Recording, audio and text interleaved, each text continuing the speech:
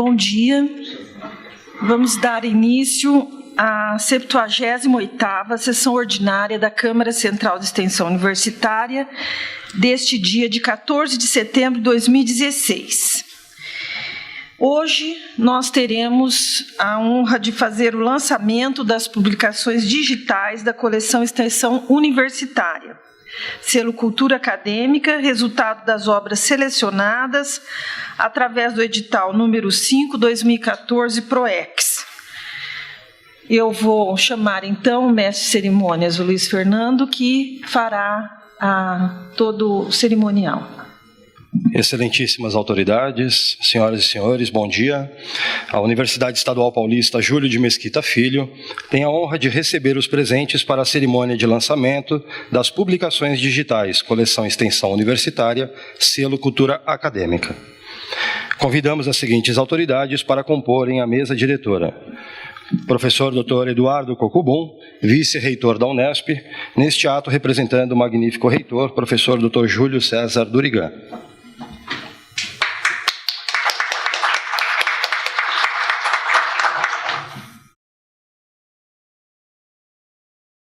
Professora doutora Mariângela Spott Lopes Fugita, pró-reitora de Extensão Universitária. Professor Dr. Gésio Hernani Bonfim Gutierre, diretor-presidente da Fundação Editora da Unesp.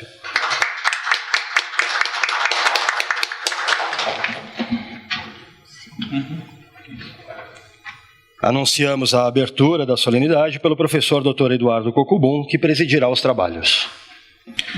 Autoridades presentes, senhoras e senhores, declaro aberto o ato solene de lançamento das publicações digitais Coleção Extensão Universitária, selo Cultura Acadêmica, resultado das obras selecionadas através do edital 5/2014 PROEX. Solicito ao mestre de cerimônias que dê prosseguimento aos trabalhos.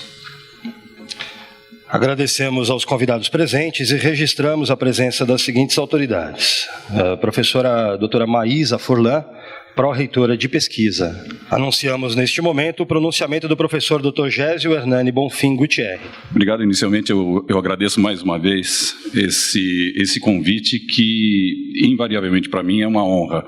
Um convite para o lançamento de mais uma leva de livros digitais da Unesp, oriundos e provenientes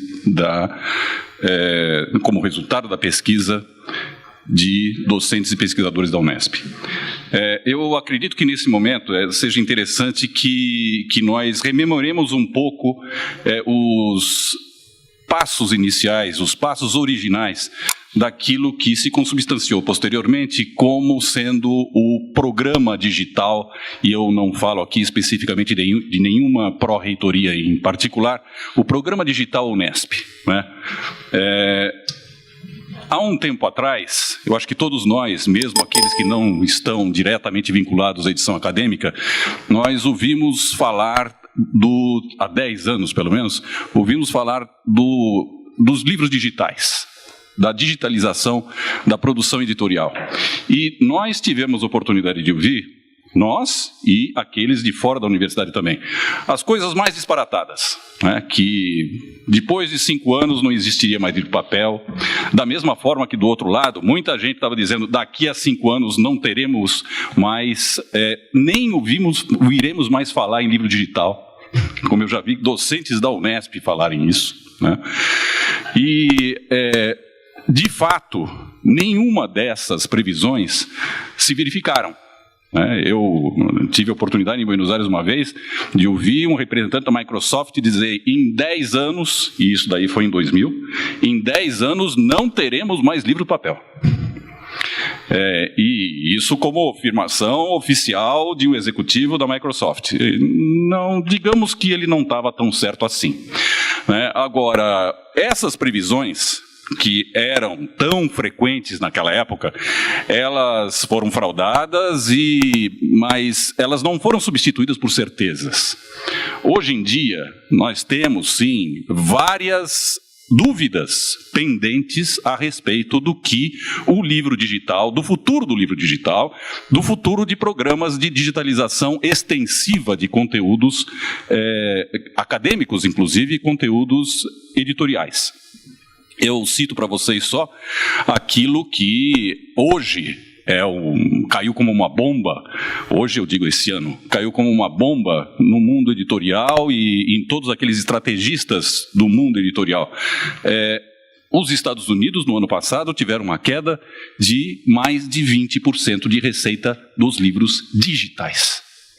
O livro digital, como tal, ele não é necessariamente bem sucedido comercialmente.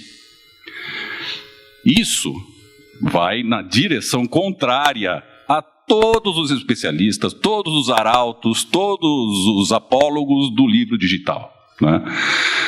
Por outro lado, chegamos a alguma conclusão contrária ao livro digital, por esse elemento completamente inesperado do mercado americano no ano passado?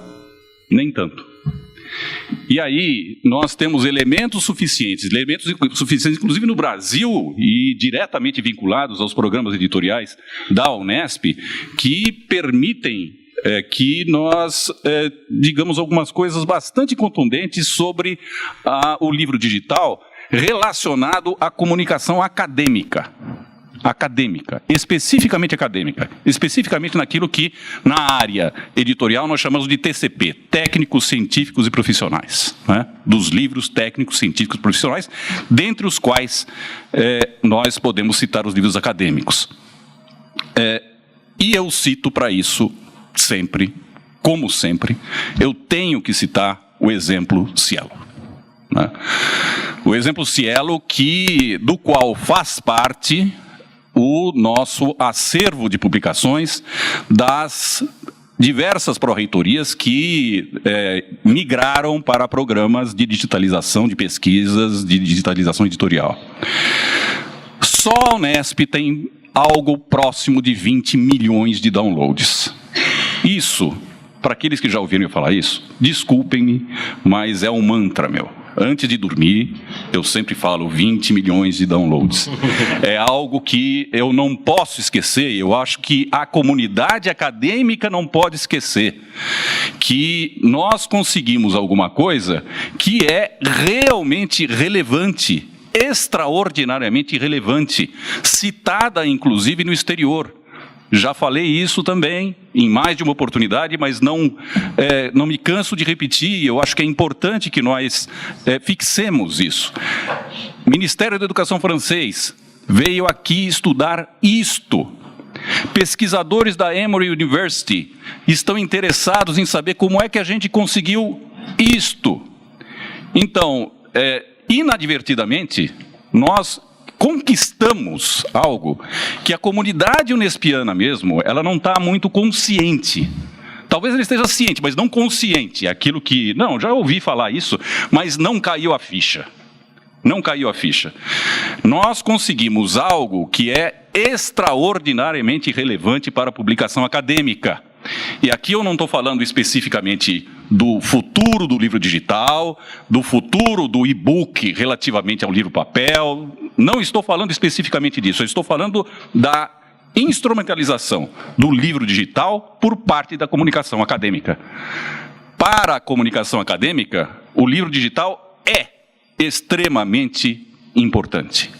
Extremamente importante. E aí eu cito dois elementos que fazem justamente com que esse veículo seja tão importante.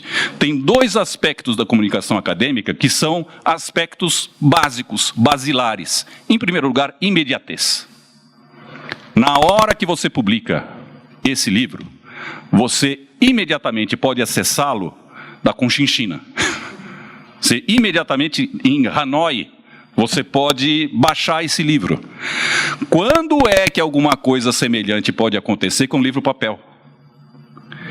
A distribuição, invariavelmente, é algo que é muito difícil para o livro papel.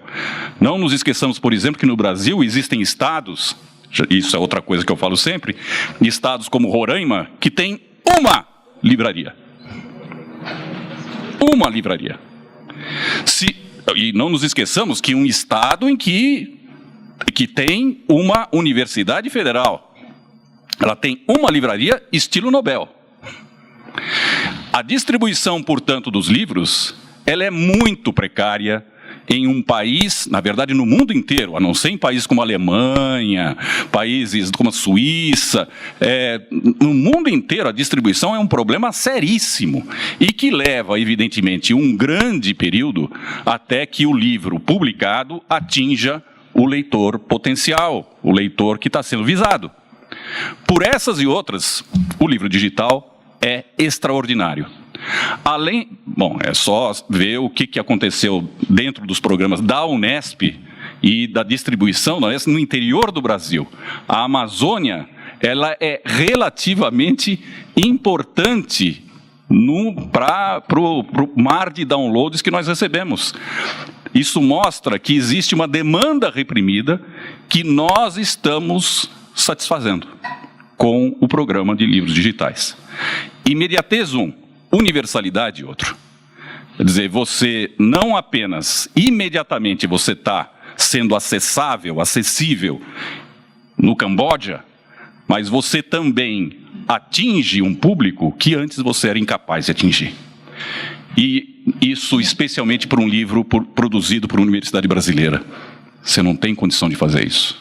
Você não teria nunca condição de fazer isso.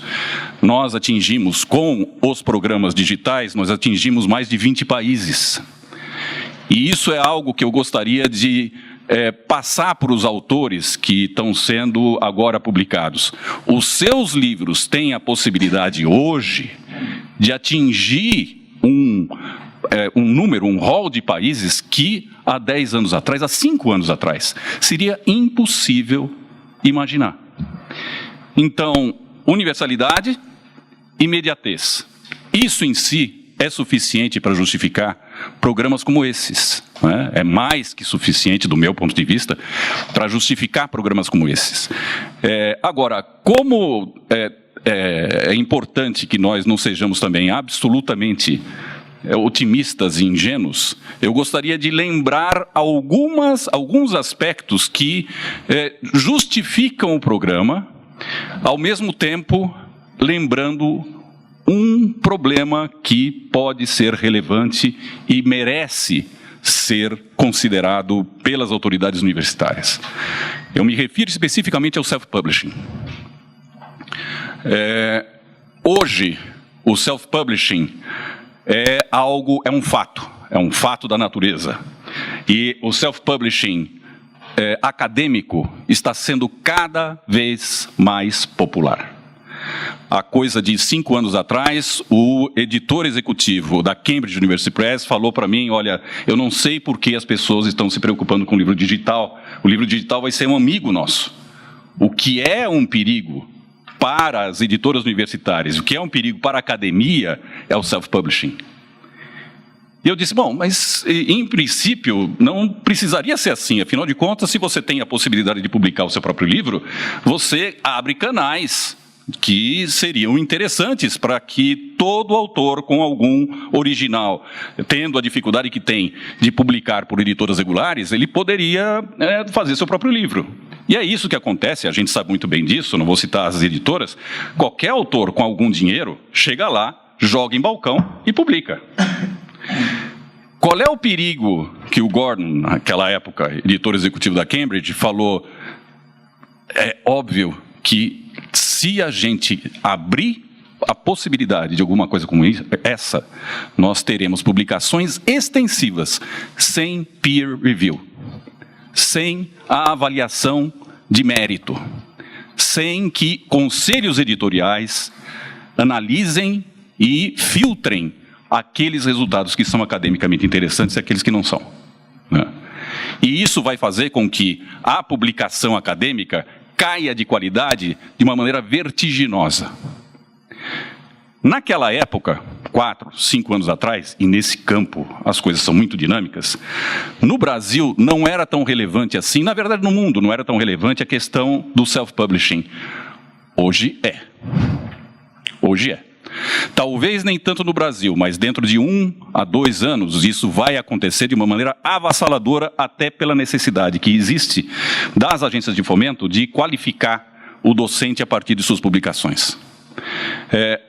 Um dado que eu acho muito importante que nós levemos em consideração é que na Alemanha hoje, 1 de cada 2 livros é resultado de self-publishing.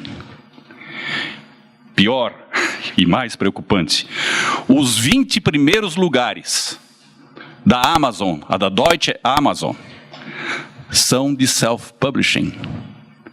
Os 20 mais vendidos são de self-publishing, sem nenhuma editora associada. Ou seja, o self-publishing é um sucesso.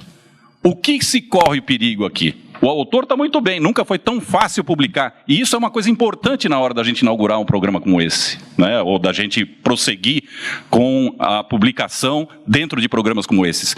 Nunca foi tão fácil publicar. Por que então? Como é então que se justifica um programa como esse, que agora a PROEX desenvolve, né? Se justifica justamente porque, sem isso, para a TCP, para a publicação acadêmica, é essencial que nós tenhamos não apenas a publicação é simples, mas a publicação academicamente sustentável. Academicamente baseada em análise de peer review, com conselhos editoriais, com crivo acadêmico que lhe assegure a qualidade. Caso contrário, nós teremos aquilo que o Kant chamava de rapsódia de informações, né? A única coisa que eu vou falar de filosofia aqui, viu? Rapsódia de informações. Você tem uma proliferação de vozes e você não sabe a quem seguir. Porque na hora, tudo bem, aquele mote, não é bem verdade, mas aquele mote da internet, de que a gente encontra tudo na internet hoje, muito bem. Mas qual é a informação relevante? É a mesma coisa que a gente adotar o Wikipedia como bibliografia básica de doutorado. Que, diga-se passagem, não contem para ninguém, eu já vi sendo feito. Eu já vi sendo feito. Graças a Deus, não na Unesp. Mas já vi sendo feito e eu fiz parte de banca disto. Morro de vergonha de falar, mas sim. E de gente muito prestigiosa aceitando o Wikipedia como a bibliografia básica de doutorado, sem peer review. Portanto, nós temos aqui um programa que, ao mesmo tempo, atende todos aqueles requisitos fundamentais da pesquisa acadêmica, imediatez e universalidade, e mais do que isso, o crivo acadêmico que lhe dá a respeitabilidade e lhe fornece todos os cabedais para que ele seja, sim, um programa respeitável e que sirva de base para pesquisas posteriores. Isso é o sonho de qualquer editor acadêmico. Por essas e outras, eu parabenizo não só a Pró-Reitoria de Extensão, eu parabenizo especialmente os autores, que são os verdadeiros heróis dessa jornada, e folgo em dizer que eu tenho toda a confiança que essas produções, esses livros, eles serão extremamente bem-sucedidos justamente porque obedecem a todos aqueles critérios da boa comunicação científica. Obrigado.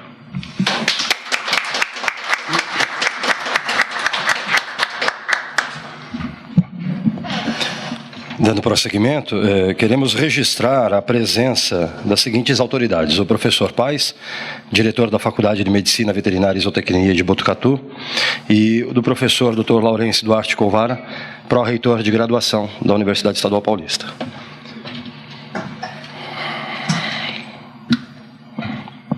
Anunciamos neste momento o pronunciamento da professora doutora Mariângela Spott Lopes Fujita.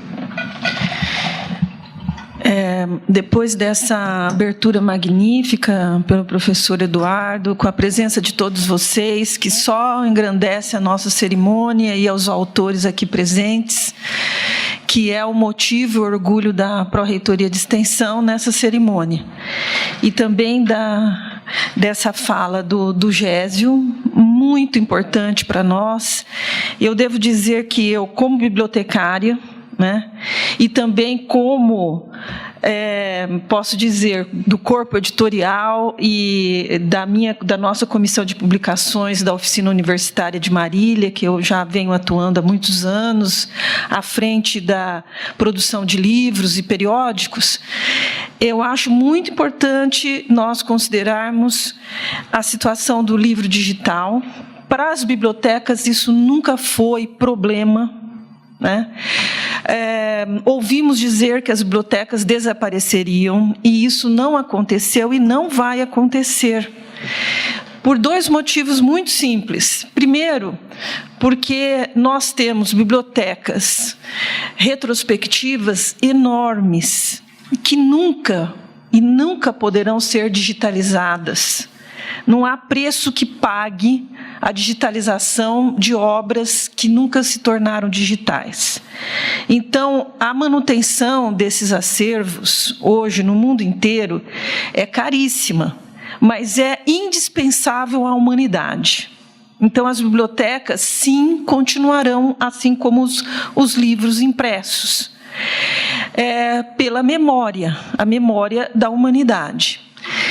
E, num segundo aspecto, porque as bibliotecas, ao enfrentar uma coleção digital, viram aí um desafio enorme de manutenção e preservação dessa coleção digital, que é ainda mais desafiadora pelos aspectos tecnológicos que ainda não conseguimos superar e que não temos ainda ferramentas disponíveis que nos assegurem totalmente, com tranquilidade, a preservação digital desses documentos.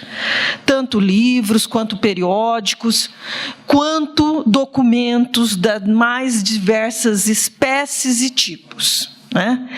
Estamos falando aí de museus, de arquivos e de bibliotecas. Esse é um grande desafio e nós teremos, sim, muitos empregos indefinidamente por muito tempo, né?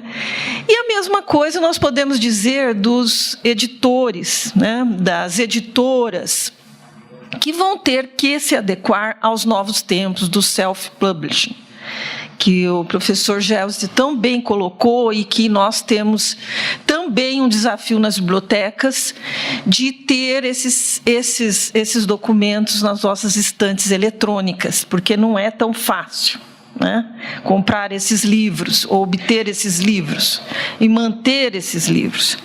Bem, voltando ao nosso motivo de estarmos aqui nessa cerimônia, eu não poderia deixar de mencionar o trabalho importantíssimo do nosso Conselho Editorial.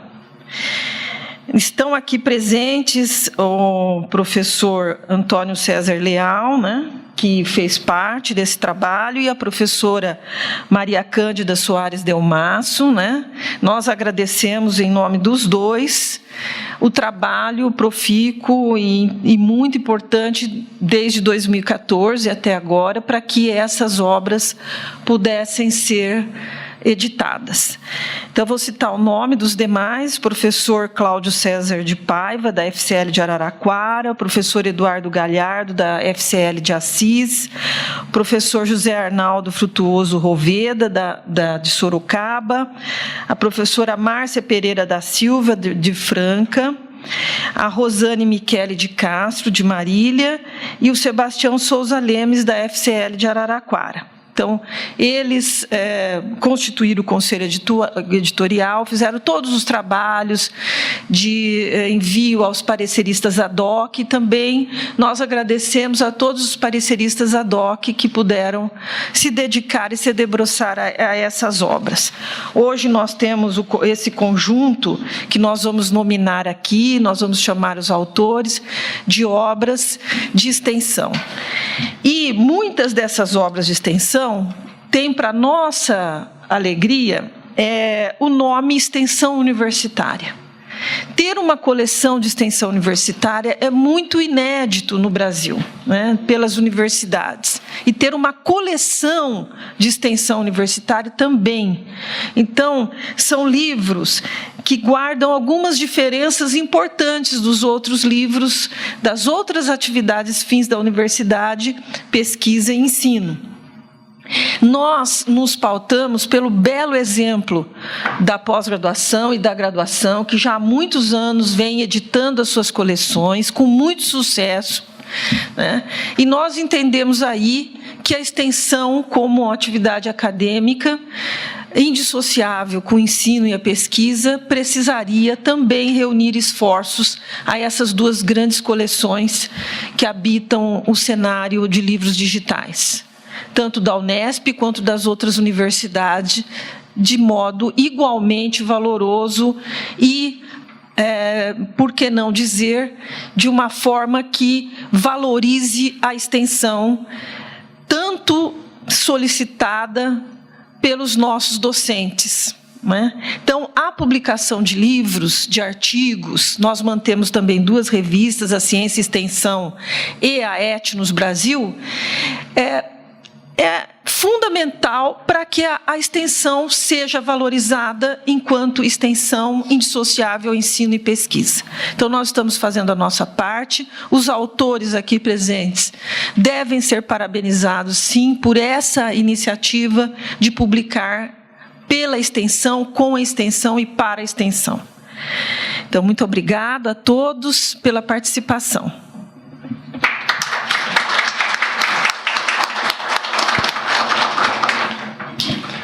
Anunciamos neste momento o pronunciamento do professor Dr. Eduardo Cocubon.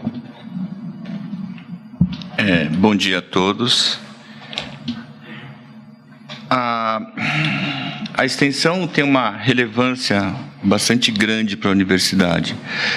E em algum momento da história da universidade, acho que nós nos esquecemos que a universidade é o locus, né, privilegiado para a produção de saberes e de ser uma peça importante no desenvolvimento da sociedade. Acho que deixamos de cumprir esse papel em algum momento e demos excessiva ênfase na formação de recursos humanos ou, né, talvez até de um cunho, talvez um pouco até mais pejorativo, passamos a nos preocupar em entregar diplomas e certificados, né? Felizmente, a universidade vem acordando para esse descompasso, né? A universidade vem recebendo críticas, o ensino superior, de uma forma geral, as universidades no Brasil, no exterior, vêm recebendo críticas, né, sobre essa lacuna, né, que ela deixou, né? Fala-se hoje numa terceira missão da universidade, que é a interação efetiva da universidade com a sociedade. Não olhar a sociedade apenas como fonte de inspiração, de trabalhos, objeto de estudos, mas também ser efetivamente um meio onde a universidade pode atuar. E a extensão também no Brasil, embora esteja prevista em Constituição, né, o tripé das universidades, a extensão sempre ocupou um plano menos importante, né, secundário. Tá? No início da nossa gestão, a gente conversou longamente, né, Maria Ângela, sobre o papel da extensão, e a professora Maria Ângela dizia assim: nós precisamos qualificar, né, a extensão, deixar, né, encontrar formas de deixar, de oferecermos uma extensão simplesmente assistencialista, né, de modo que a extensão possa efetivamente permitir, né, a interação efetiva com a sociedade, e a gente vê que todas essas mudanças vêm sendo exaustivamente discutidas e trabalhadas, né, nessa Câmara. Tá? Embora não participe diretamente, a gente percebe essas ações, né? Então, eu gostaria aqui de deixar, né, os meus votos, né, de congratulações à professora Maria Ângela por esse trabalho que ela vem fazendo. É exaustivo, é um trabalho digno de bibliotecária, né, aquele trabalho minucioso de sistematizar tudo mais, mas que é extremamente importante para colocar as coisas em seus devidos lugares, né? Então, ao longo dessa trajetória da professora Maria Ângela, a gente vê algumas iniciativas, você acabou de mencionar, né, os periódicos, os livros, as revistas que tratam da extensão. Eu tive a oportunidade de participar de algumas discussões de como qualificar esses periódicos, né, para que atendam esses pressupostos que o Gésio acabou de colocar, né, de serem revistas que tenham revisão por pares, que consigam garantir qualidade acadêmica, né? Eu lembro que foi uma reunião até um pouco tensa, né? Falei, mas poxa, a vida isso é difícil. Não, mas se não a gente não passar por critérios acadêmicos, não obteremos o crédito acadêmico necessário, né? Tá? Então a gente vem vendo, a gente vê essa batalha, né? Tá? E esta coleção, né, digital de extensão, acho que ajuda a fechar esse ciclo, né, de reposicionar a extensão na universidade, de redefinir seus papéis, né, de fazer uma espécie de uma taxonomia, né, do que nós podemos fazer, e, sobretudo, disseminar esse conhecimento, né? Eu acho que isso é extremamente importante. E vou retomar algum aspecto que o professor Gésio colocou. Eu participei de algumas iniciativas de lançamento de livros digitais com a editora, né? E no momento em que livros digitais eram vistos com bastante preconceito, né? Bastante preconceito, né? Talvez se confundisse com self-publishing, né? Tá? E começou de uma forma bastante tímida, né, porque várias áreas da universidade precisavam sentir uma necessidade de encontrar vias mais ágeis, né, de disseminar sua produção intelectual, seus saberes, né? E a FEU tem sido uma parceira importantíssima da universidade sobre esse assunto.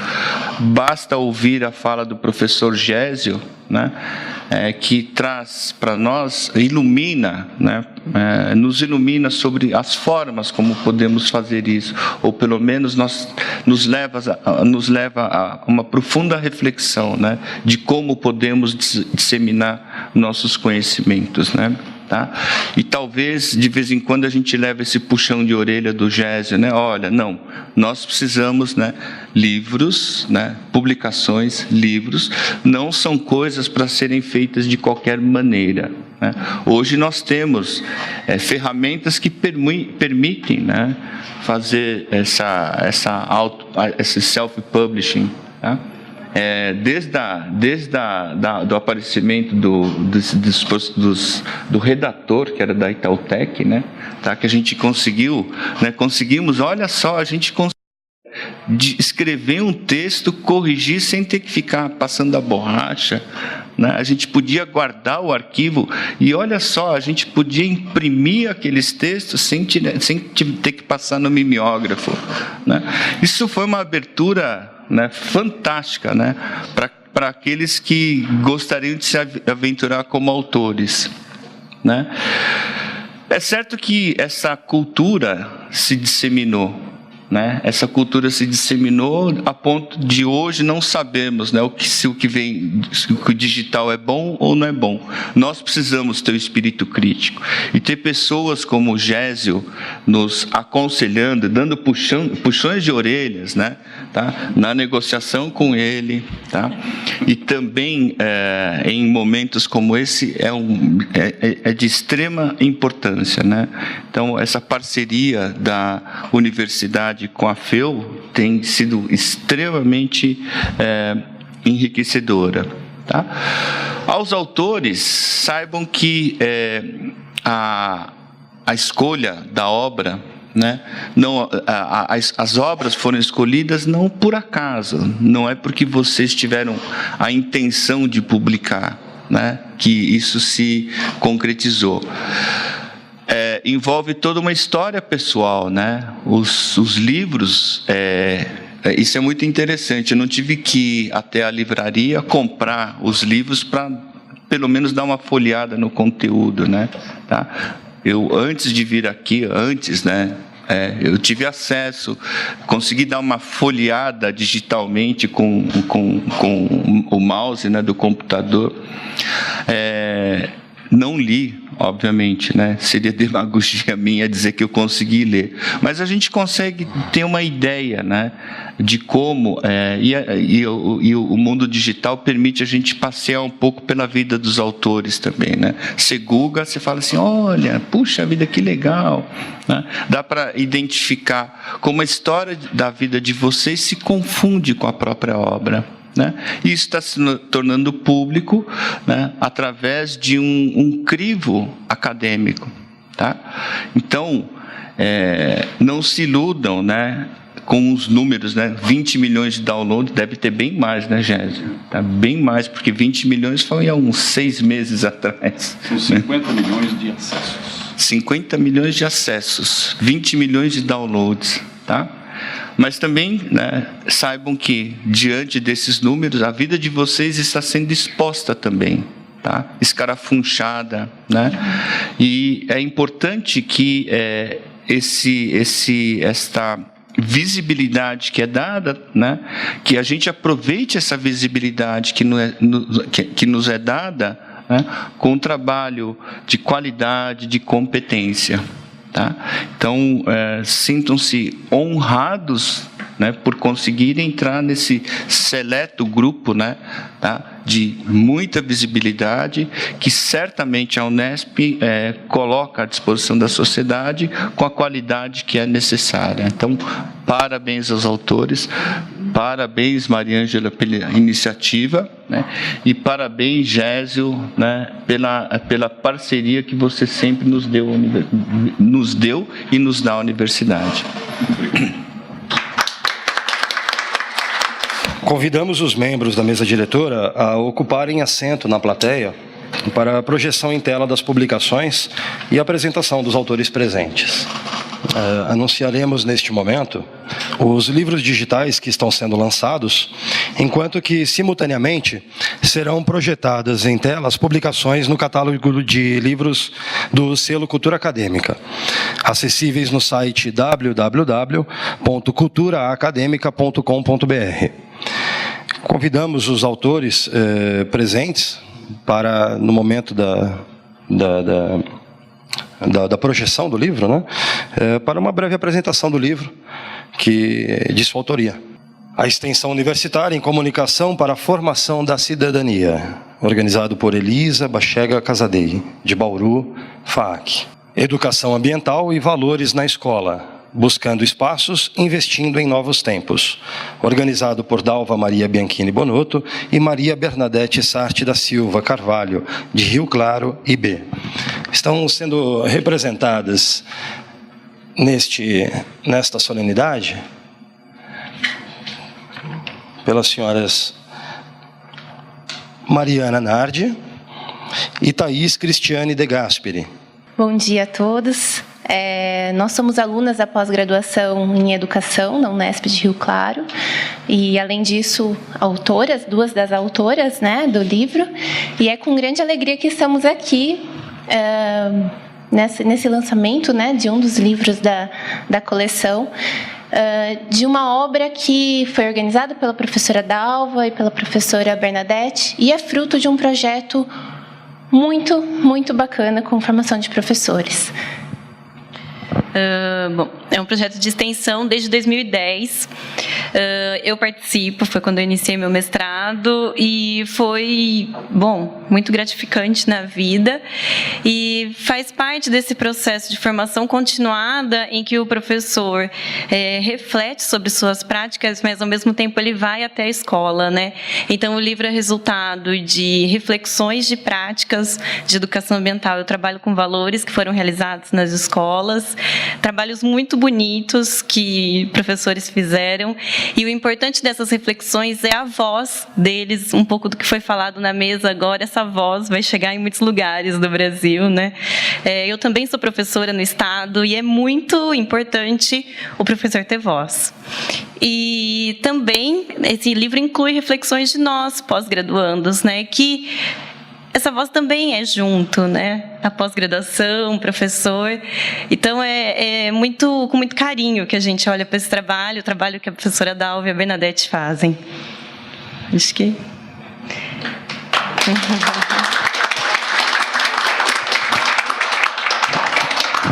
Obrigado pela presença de vocês. Escola do Meio Ambiente convida autoras Elizabeth Moreira dos Santos Schmidt e Eliana Maria Nicolini Gabriel, de Botucatu, FMVZ. Bom dia a todos. Muito obrigada por essa oportunidade. É um imenso prazer profissional e pessoal ter essa publicação como resultado do nosso projeto de extensão da FMVZ. É um projeto que ainda está em continuidade, porque a gente está tentando trabalhar uma mudança de conceitos das crianças do ensino fundamental em relação aos animais que vivem ao redor delas.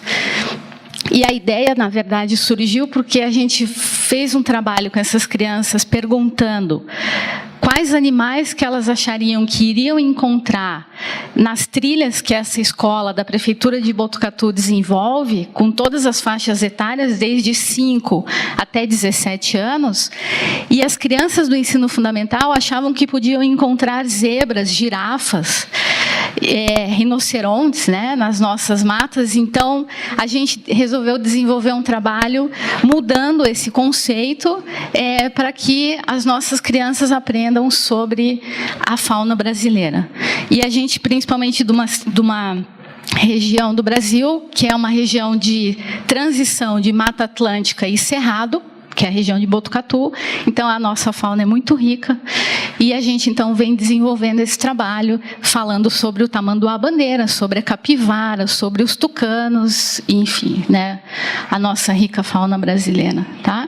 Então, essa é a proposta do trabalho, e além de trabalhar os animais, a gente escreve algumas historinhas para que as crianças possam acessar esses animais de uma forma mais lúdica, e também para que os professores consigam desenvolver um trabalho com esses alunos sobre esses animais, tá bom? Muito obrigada pela essa oportunidade.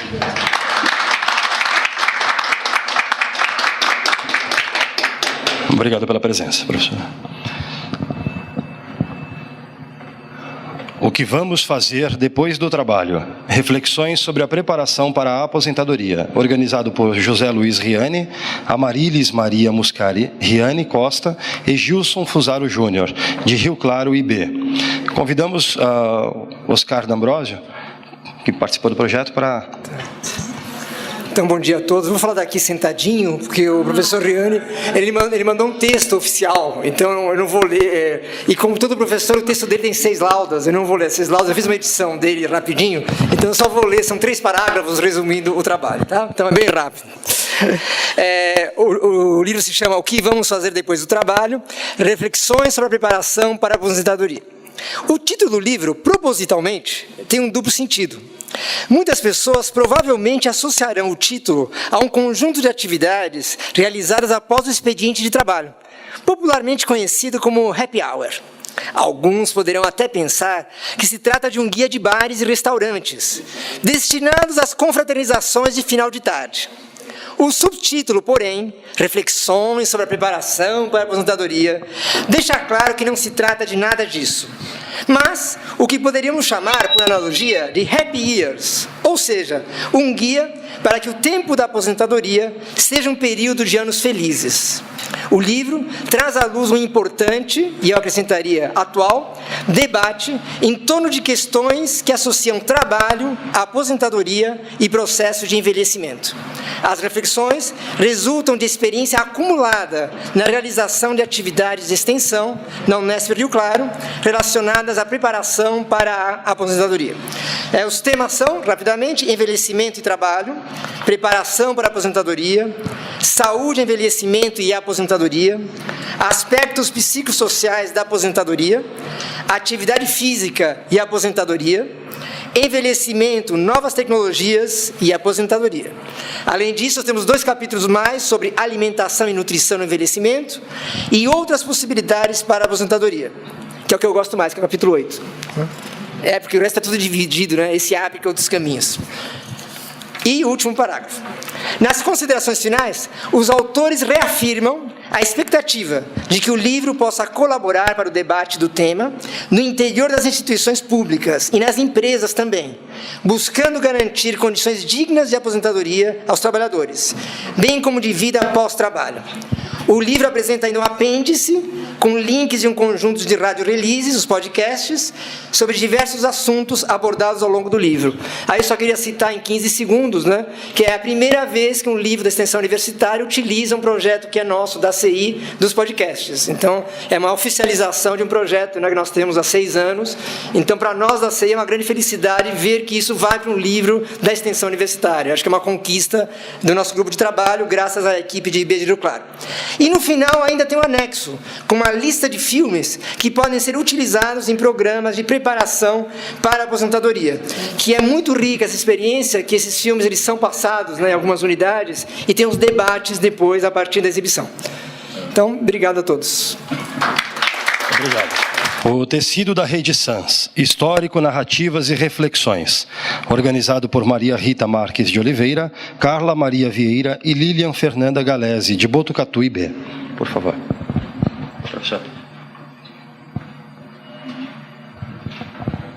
Bom dia.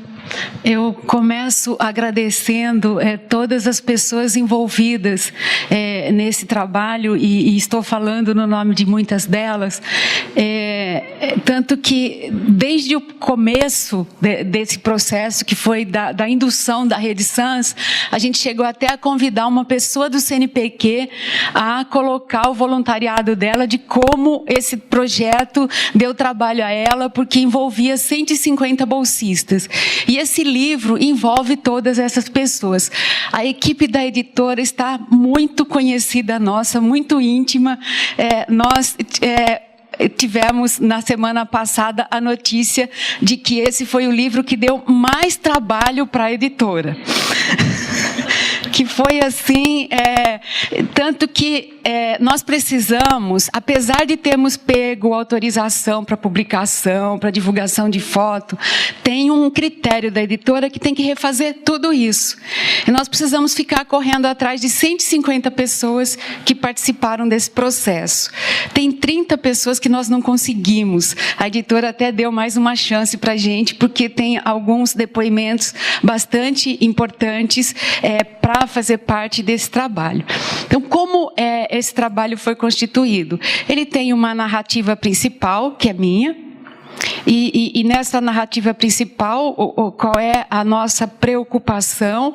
É de mostrar o que funcionou, o que não funcionou na indução de uma rede social, no fomento a uma política pública, a política de segurança alimentar e nutricional. Esse projeto previa 27 equipes intersetoriais no estado de São Paulo. Por isso esse tanto de bolsistas.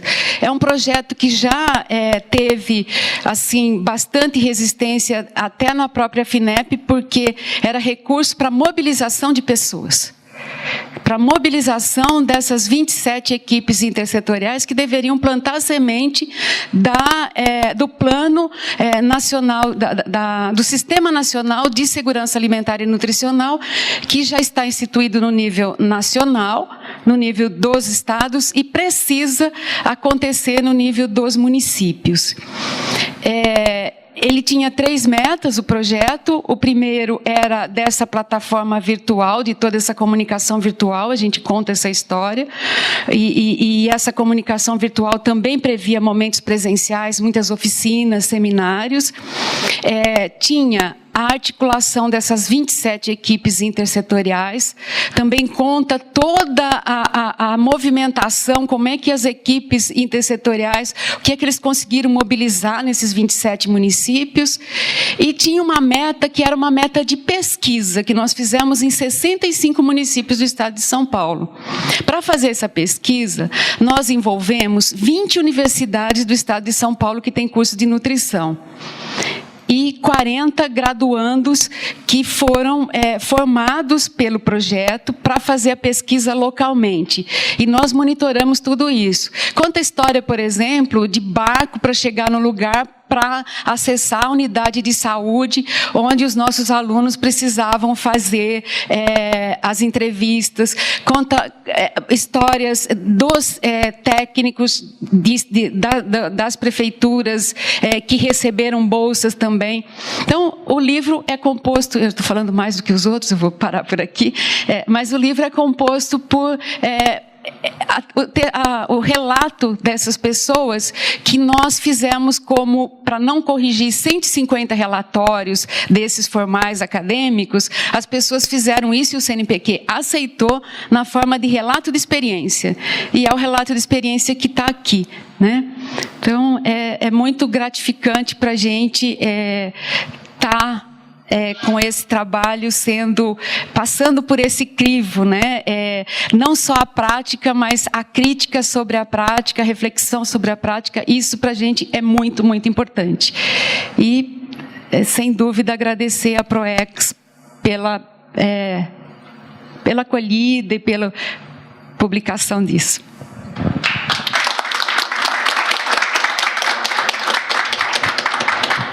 Obrigado, professora. Universidade e Sociedade, projetos de extensão da Faculdade de Ciência e Letras de Araraquara, Unesp, e suas ações transformadoras. Organizado por Cláudio César de Paiva, de Araraquara FCL. Ver, fazer e viver cinema. A propósito de experiências envolvendo curso de extensão universitária. Organizado por Humberto Perinelli Neto, de São José do Rio Preto, e Bilce. Bom dia a todos, bom dia vice-reitor, os pró-reitores, os colegas docentes, né? Uma satisfação estar aqui. Eu também inicio minha fala como a professora Maria Rita, agradecendo, na verdade, um conjunto de pessoas envolvidas, né? São vários artigos, aí, capítulos, melhor dizendo, que são partilhados por mais de um autor. Em nome de todo esse grupo, eu gostaria aí de agradecer e parabenizar a iniciativa brilhante, né? O ineditismo da iniciativa, né? Essa obra, ela é fruto de um curso de extensão, né? Um curso de formação inicial e continuada para professores, e esse curso, quando do envio, né, ele já estava na sua 6ª edição, o envio do original, né, para o edital, para a participação no edital, ele já estava na sua 6ª edição, então ele já tinha aí uma trajetória percorrida, e entendíamos ali, o grupo que fazia parte desse curso de extensão, que essa trajetória possibilitava a partilha, né, do aprendizado ali constituído com um público mais amplo, e aí o edital veio ao encontro, né, da nossa iniciativa, né, nesse sentido.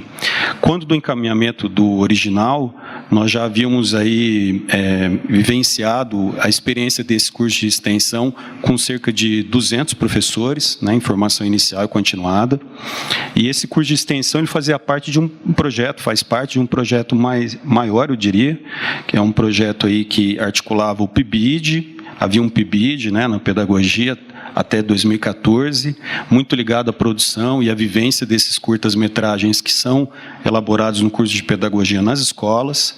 Havia produção desses curtas-metragens pelos graduandos em pedagogia, curtas-metragens ligados a esses saberes escolares, né, História e Geografia.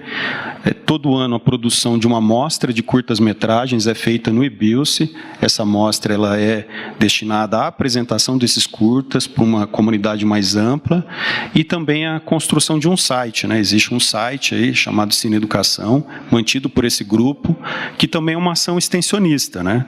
Então, assim, da nossa felicidade, né, imensa em ter oportunidade de, através dessa obra, dividir um pouco de todas essas experiências, né? O PIBID, o site, o curso de extensão, a produção de curtas-metragens e a mostra. Essa obra ela é composta de 9 capítulos e os capítulos eles visam justamente apresentar todas essas iniciativas, né? Uma outra coisa que eu acho também muito importante, né, de partilhar aqui com vocês, é que é uma obra que ela é constituída de várias vozes, não só porque tem muitas pessoas envolvidas, mas essas pessoas elas fazem parte de grupos diferentes. Nós temos aqui professores da própria Unesp, não só do IBILSE, aliás, né, professores que atuam, por exemplo, na pós-graduação em Educação Matemática de Rio Claro. Nós temos aqui professores de outras instituições, que não a Unesp. Nós temos aqui doutorandos, graduadas, mestrandas e, inclusive, uma técnica de apoio acadêmico. Então, é uma obra também que ela é polifônica nesse sentido, né, de envolver a comunidade num sentido mais amplo. Praticamente todos os integrantes da comunidade, né, seja as diversas categorias discentes, docentes, técnicos de apoio, se fazem presentes aqui na obra, né. É uma satisfação estar aqui com vocês, agradeço mais uma vez a oportunidade aí, né, de partilhar tudo isso aí com um público mais amplo, como bem colocou o professor Gésio, o professor Eduardo na fala, né, o professor Mariângela, o que significa as publicações digitais, né. Muito obrigado. Agradecemos a presença, portanto, dos autores, né, e daqueles também que, infelizmente, não puderam comparecer. Anunciamos o encerramento da cerimônia pelo professor Dr. Eduardo Cocubum. Declaro encerrada a cerimônia de lançamento das publicações digitais, Coleção Extensão Universitária, Selo Cultura Acadêmica.